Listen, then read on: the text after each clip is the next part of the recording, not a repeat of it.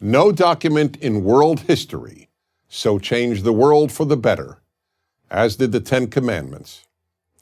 Western civilization, the civilization that developed universal human rights, created women's equality, ended slavery, created parliamentary democracy, among other unique achievements, would not have developed without them. As you will see when each of the Ten Commandments is explained, these commandments are as relevant today as when they were given over 3,000 years ago. In fact, they're so relevant that the Ten Commandments are all that is necessary to make a good world, a world free of tyranny and cruelty. Imagine for a moment a world in which there was no murder or theft. In such a world, there would be no need for armies or police or weapons.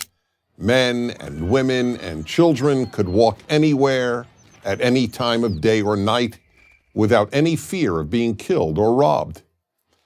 Imagine further a world in which no one coveted what belonged to their neighbor, a world in which children honored their mother and father and the family unit thrived, a world in which people obeyed the injunction not to lie. The recipe for a good world is all there in these 10 sublime commandments. But there is a catch. The Ten Commandments are predicated on the belief that they were given by an authority higher than any man, any king, or any government. That's why the sentence preceding the Ten Commandments asserts the following: God spoke all these words. You see, if the Ten Commandments, as great as they are, were given by any human authority, then any person could say, "Who is this man Moses? Who is this king or queen? Who is this government to tell me how I should behave?" Okay, so why is God indispensable to the Ten Commandments? Because, to put it as directly as possible, if it isn't God who declares murder wrong, murder isn't wrong. Yes, this strikes many people today as incomprehensible, even absurd. Many of you are thinking, is this guy saying you can't be a good person if you don't believe in God? Let me respond as clearly as possible. I am not saying that. Of course there are good people who don't believe in God, just as there are bad people who do. And many of you are also thinking, I believe murder is wrong. I don't need God to tell me. Now, that response is only half true. I have no doubt that if you're an atheist and you say that you believe murder is wrong, you believe murder is wrong. But forgive me, you do need God to tell you. We all need God to tell us. You see, even if you figured out murder is wrong on your own, without God and the Ten Commandments, how do you know it's wrong? Not believe it's wrong, I mean know it's wrong. The fact is, you can't. Because without God, right and wrong are just personal beliefs, personal opinions. I think shoplifting is okay, you don't.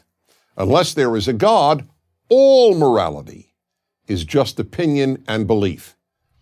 And virtually every atheist philosopher has acknowledged this.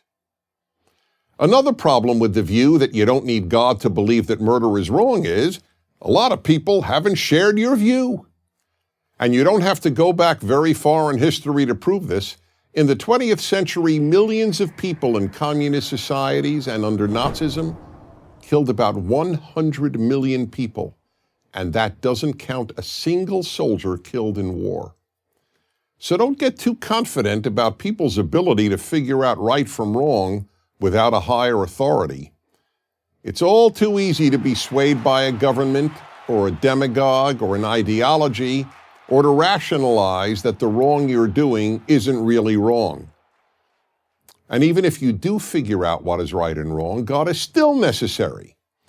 People who know the difference between right and wrong do the wrong thing all the time. You know why? Because they can.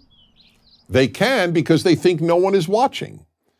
But if you recognize that God is the source of moral law, you believe that He is always watching. So even if you're an atheist, you would want people to live by the moral laws of the Ten Commandments. and even an atheist has to admit that the more people who believe God gave them, and therefore they are not just opinion, the better the world would be. In 3,000 years, no one has ever come up with a better system than the God-based 10 Commandments for making a better world, and no one ever will. I'm Dennis Prager.